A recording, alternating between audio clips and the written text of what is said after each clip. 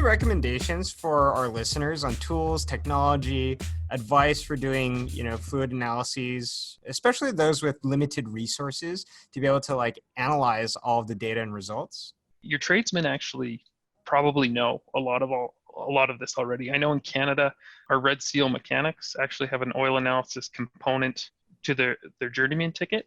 I'm not sure if it's the same in the US, but they typically know what everything's made out of. They know how things work. So if you bring a result to them and say, look, I don't know what I'm doing, they're going to probably have a good idea how to troubleshoot it because they've done it before. A lot of people like to think engineers know how to maintain things.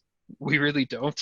We just kind of, we talk to mechanics, we read the instructions, and we kind of fumble our way through. We have an ability to learn. Not saying nobody else has an ability to learn, but we're not quite as valuable as necessarily the tradesman that's sitting on the floor that knows how to do the job. So that's a great place to start. There's also your lab. We'll have a common list of where things come from. I kind of hesitate asking your lab. They can also be good with helping sort out which samples are a problem sample, or kind of help you with database issues.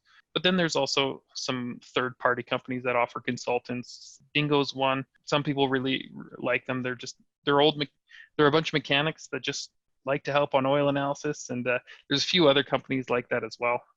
So there's options out there. Big thing is, take a training course. They shouldn't be all that expensive. I know there's lots of companies that offer it. Noria is a great resource.